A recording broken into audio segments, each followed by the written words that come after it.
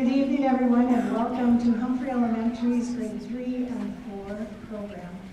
The kids are super excited to present this show to you, and I will tell you as a music teacher that they have been working so hard. And what they have to present to you is, I think, quite phenomenal.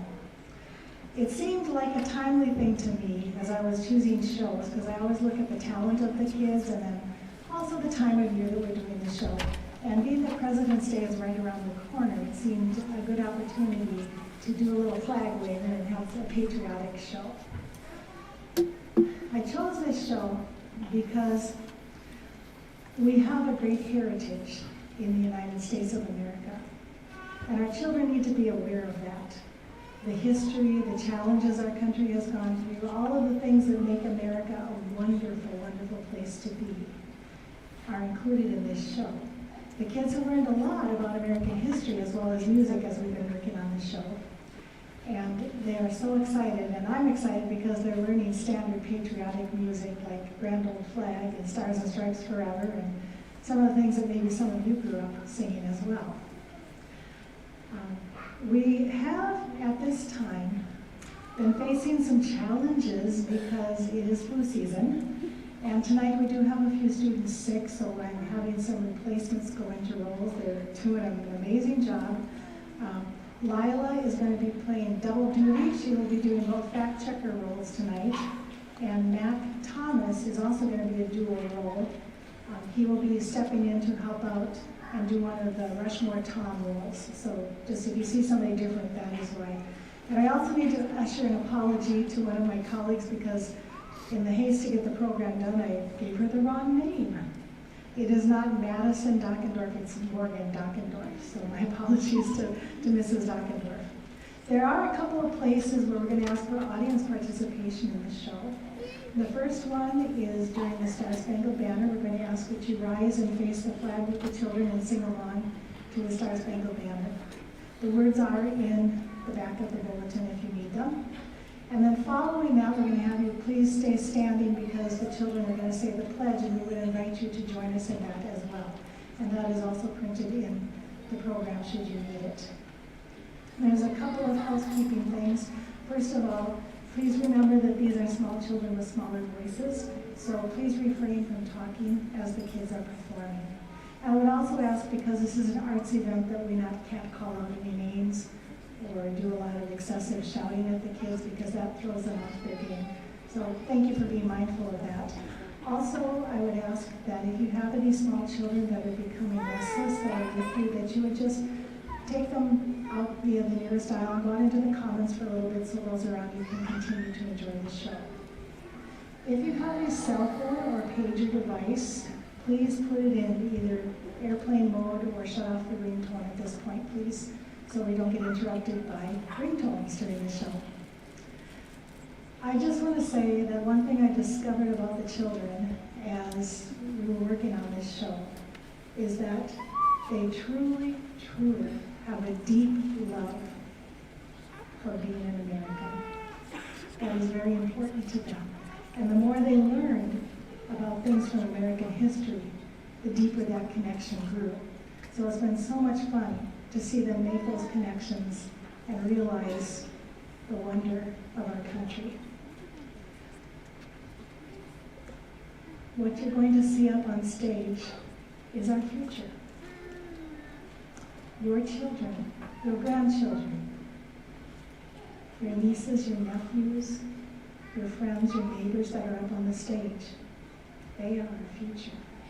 And it's up to us, all of us together, to train them well, because they are the citizens of the future.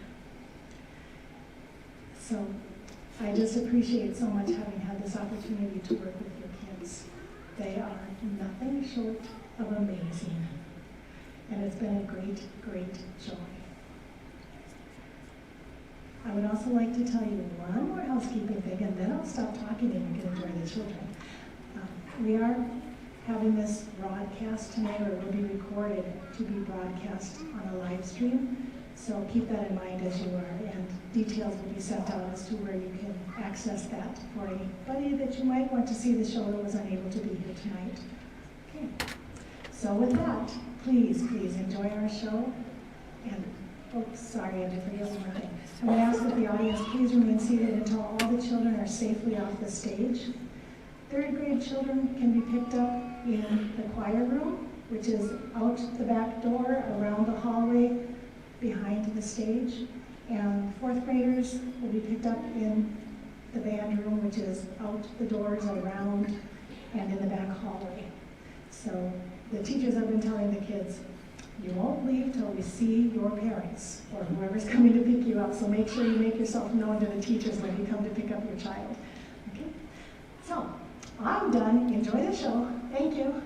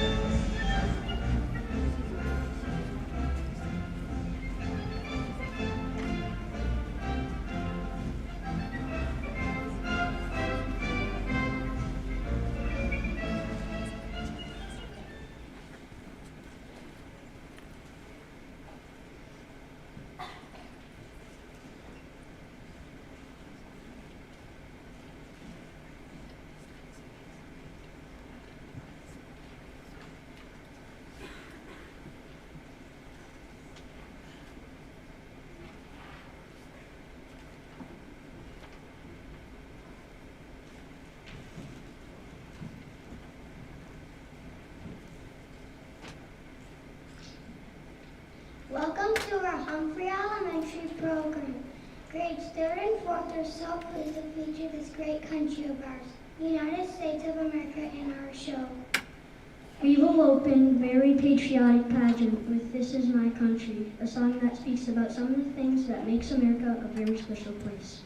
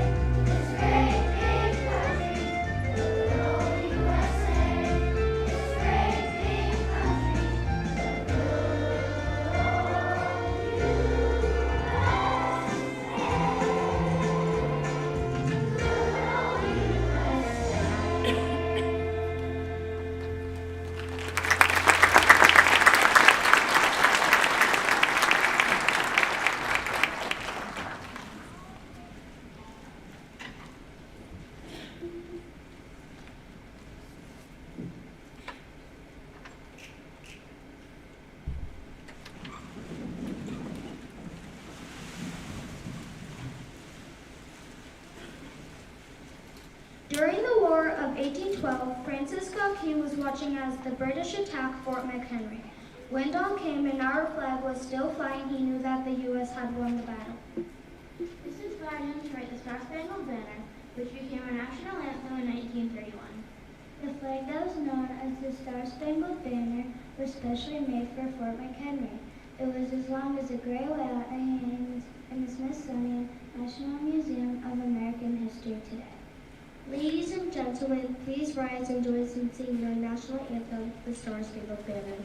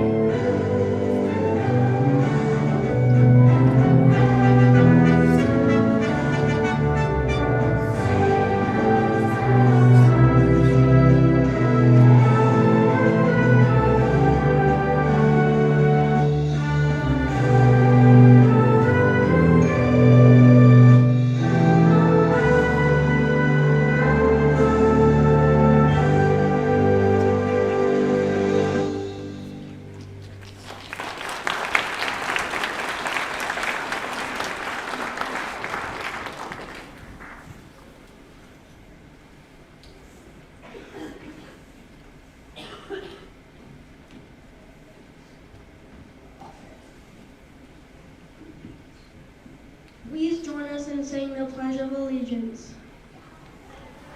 I pledge allegiance to the United States of America and to the republic for which it stands, one nation, under God, indivisible, with liberty and justice for all. You may be seated.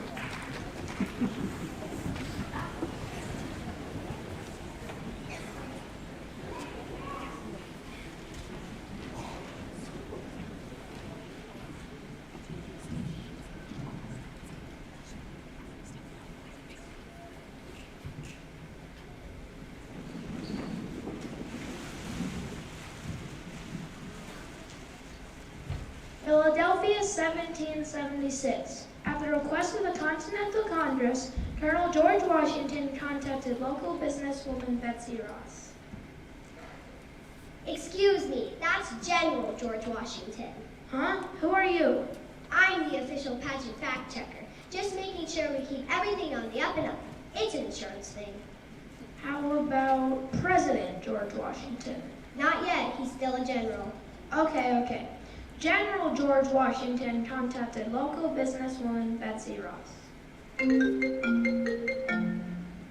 Ross's embroidery shop, Betsy speaking. Wait a minute. She has a cell phone? There were no cell phones in 1776. That's historically inaccurate.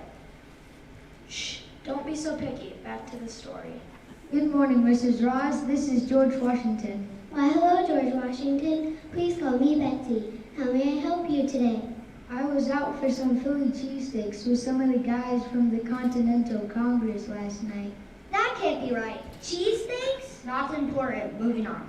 As we were chatting, we decided that America needs a national flag. That sounds like a wonderful idea. Yes, we think so too. Have you decided what this flag should look like? We drew up some ideas on the laptop. I'll send you them right away. So Washington texted the images to Betsy Ross. Laptop? Texted? This is all wrong. Just got your text, General Washington. Ooh, I like the red and white stripes. There's one for each state. Colony. There's one for each colony. But I'm not so sure about the stars with 6 points. Why do you say that? Well, to tell you the truth, those would be difficult to make. That's too bad. The stars are the best part. May I suggest 5-pointed stars? They're much easier to cut out. That sounds great. So what do you say? Will you make our flag, Mrs. Ross? I'd be honored to.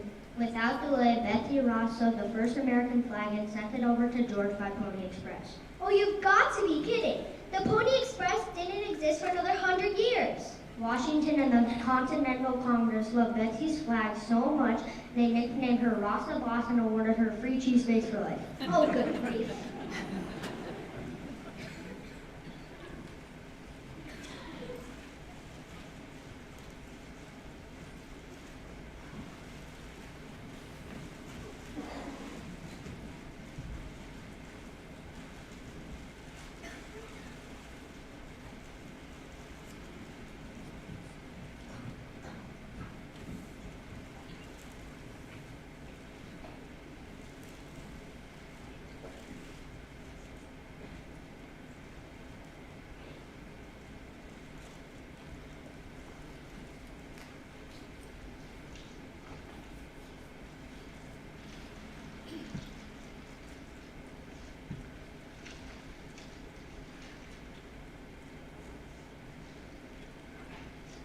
Hey guys, do you know what Betsy Ross said when they asked her if she liked her job?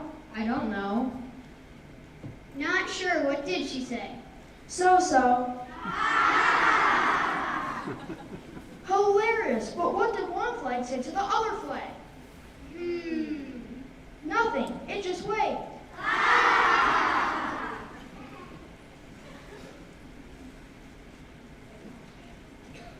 Remind us, George, how did you choose a design for the flag? Isn't it obvious? We took a flagpole. And that's why the American flag comes so highly recommended. Does it? Oh, yes. It's got 50 stars. Yikes, these jokes are a monumental disaster.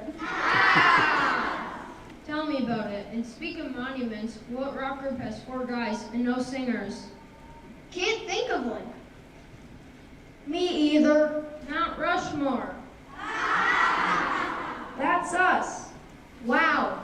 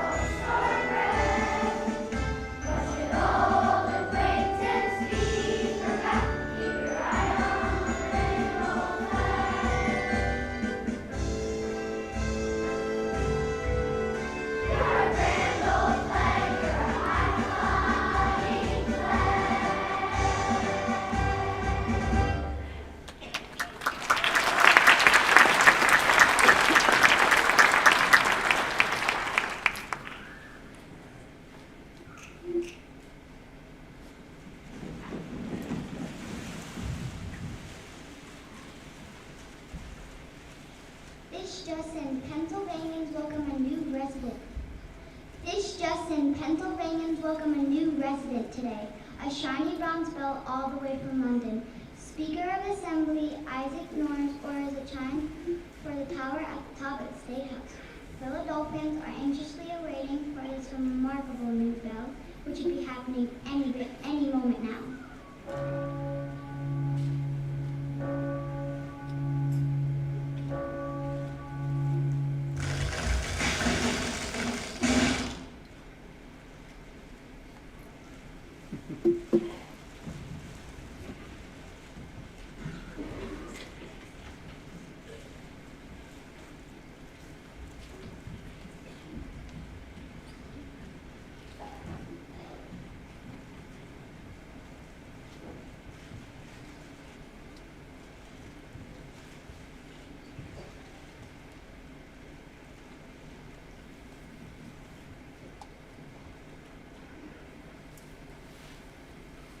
Say, did you hear the joke about the Liberty Bell? I did, and it cracked me up. People say my bell jokes aren't funny, but I would chime in with a good pun. humdinger. I've got one. Why did the Liberty Bell take up a hobby? I don't know. To be more well-rounded. Have you ever noticed there are no knock-knock jokes about the Liberty Bell?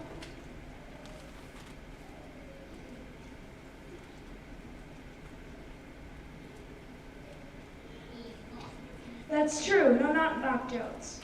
I wonder why. I know, because freedom rings.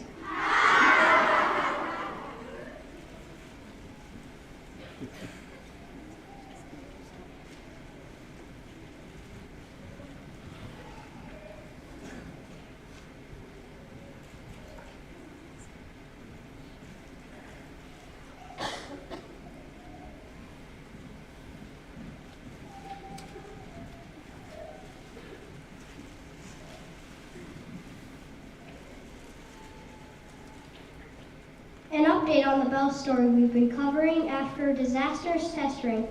Local metal workers have melted down the original bell and cast a new one. I'm here on location hoping to catch the first sounds of the impressive 2,000-pound ringer.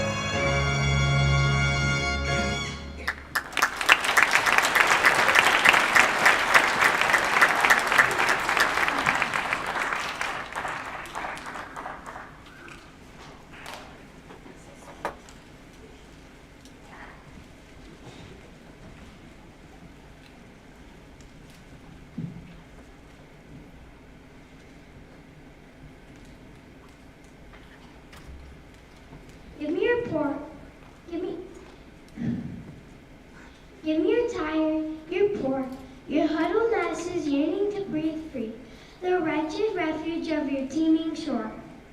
Send these the homeless tempest tossed to me. I left my lamp beside the golden door, nailed it.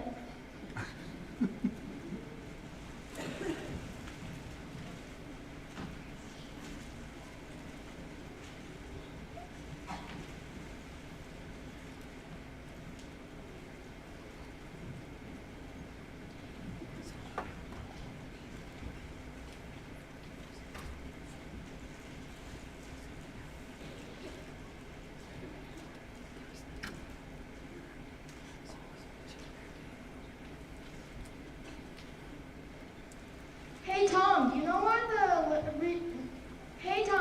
know why the Statue of Liberty stands for freedom? Let me think about this. Because she can't sit down? Because she can't sit down.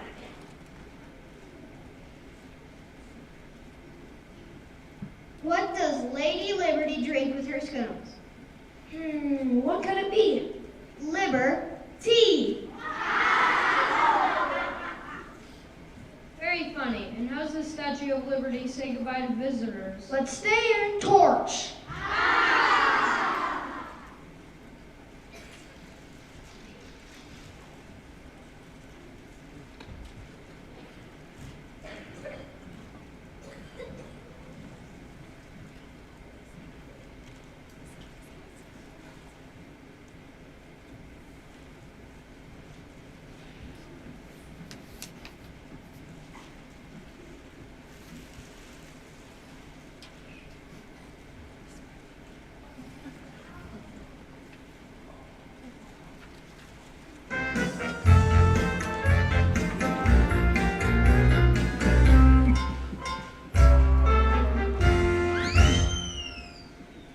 Welcome to Who Wants to Be the National Emblem, the game show that tests your knowledge on famous quotes by me. I'm your host, Benjamin Franklin.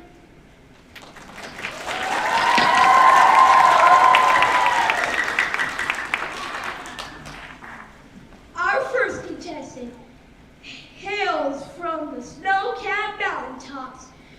She's a professor from historical literature from Ball State University.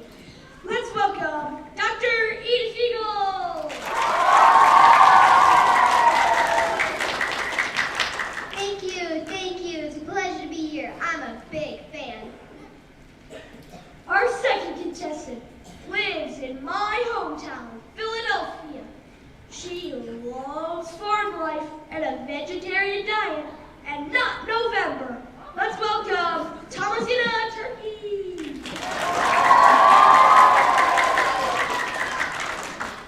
That's me. Go. Let's get started. Contestant number 1, finish this famous Benjamin Franklin quote. Well done, Ms. Better Than. Well said. That's correct. 1 point for Professor Eagle.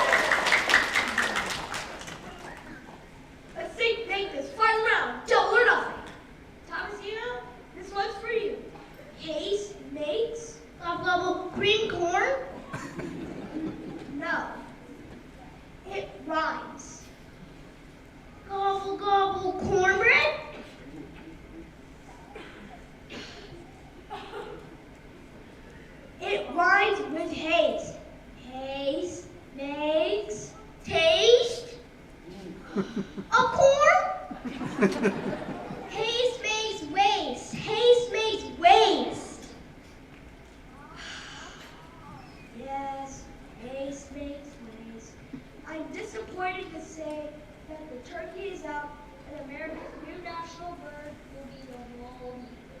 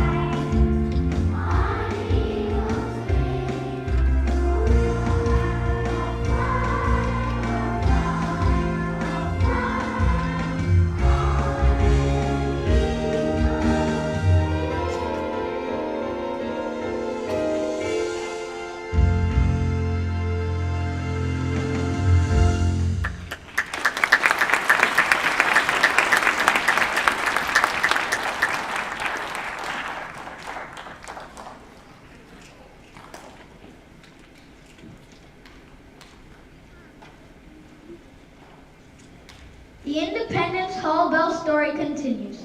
After 90 years of continuous use, Philadelphia's bell has a new crack and is due for more repair. In an unexpected twist, metal workers and craftsmen will widen the crack to prevent it from spreading. Philadelphians are hopeful that their beloved bell will be as good as new in no time.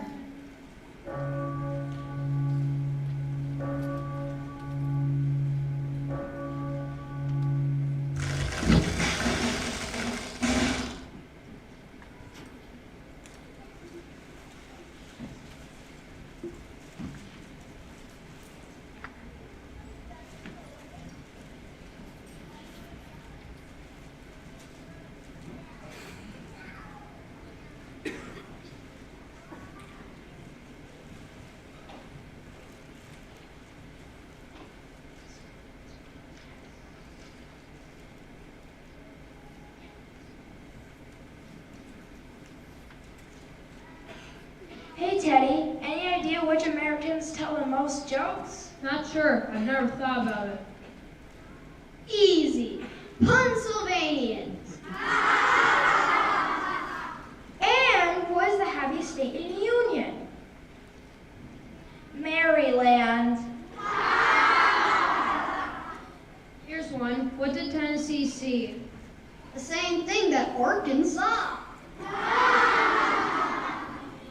Very good, but do you know what makes Alabama the smartest state? No clue. What makes Alabama the smartest state? It has 4 A's and 1 B. Here's one from my neck of the woods. What do you get when you cross a New Yorker with a curly-haired dog? I'm sure we can think of something.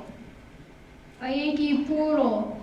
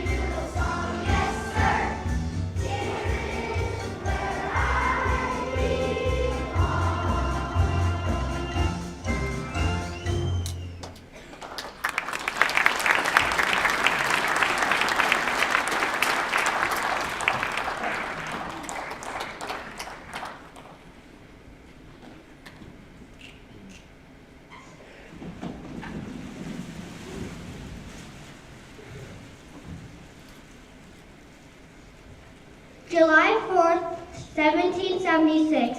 After months of deliberation, America's founding fathers finished writing the Declaration of Independence. The only thing left to do was sign. Little known fact, the Declaration was not actually signed until August 2nd. Once the Declaration of Independence was official, it was shared with the public. I suppose you're going to say they broadcast it on TV or something like that. No. Radio show? Podcast? Nope, nothing like that. Oh, I know. Maybe they post it on social media. On the contrary, a town crier read it aloud from the steps of the Philadelphia State House. Very good. That's actually correct. Overjoyed and elated, the people celebrated the birth of their new nation with the world's largest 4th of July fireworks display. Not true. And went out for cheesesteaks. I give up.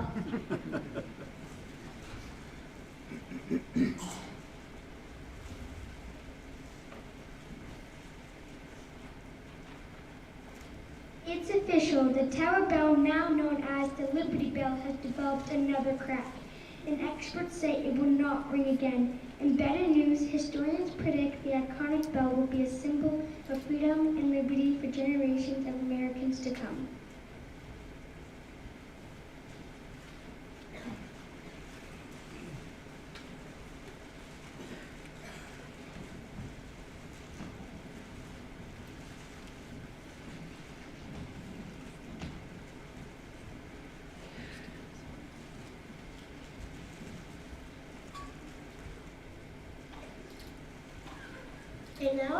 And now a poem of gratitude that's spoken from the heart to those who serve their country far greater than their part. They guard us and defend us by land and air and sea, defending the United States, defending liberty. These heroes of our country, so faithful, brave, and true, keep watch over America, the red, the white, and blue. In time we recognize them sincerely. So listen very closely. Some of them are here. If you are from the Army, Navy, Air Force, Space Force 2, Marine Corps, or the Coast Guard, this tribute is for you. Active military veterans, please stand as we show our appreciation with a round of applause.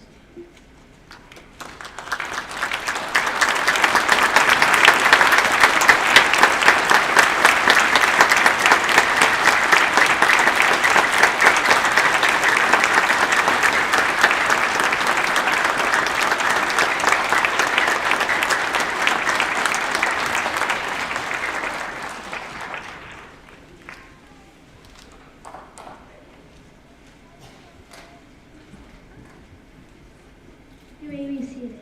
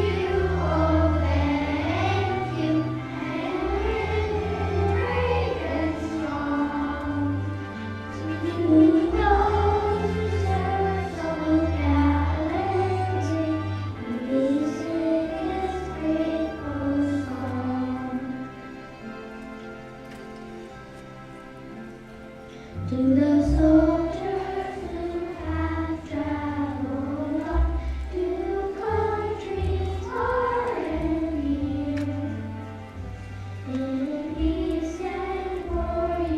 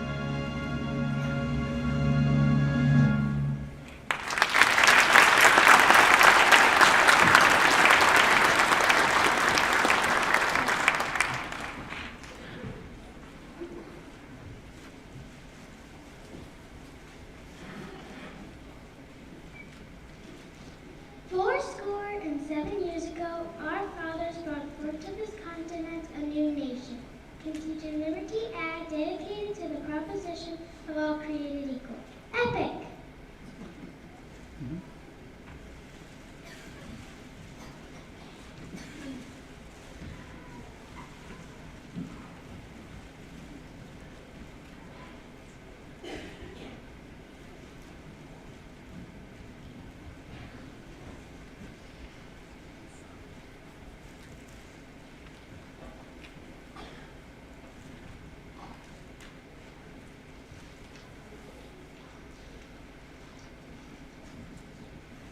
Very impressive, Abe. Who knew you had such a big vocabulary?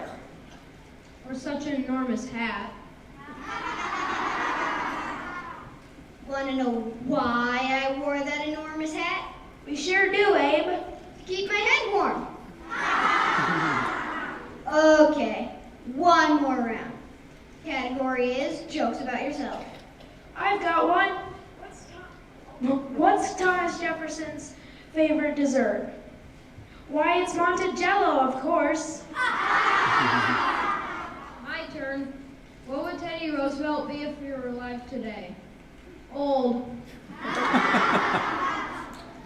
Now you, George, bring it home. Here we go. What's the difference between a duck and George Washington? Tell us.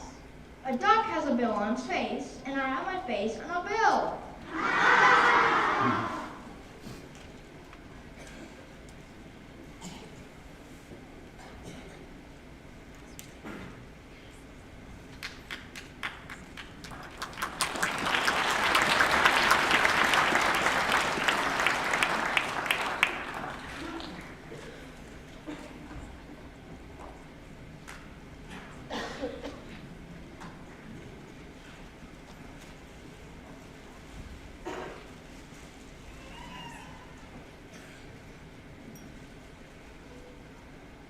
We interrupt our regular scheduled program with some late-breaking news. Locals celebrate America with a very patriotic pageant. Despite the abundance of lowbrow puns and debatable dad jokes, audience members enjoy stirring selections, a variety of history-themed skits, and heartfelt tribute to active military and veterans. As the performance nears its end, we are forecasting an epic finale.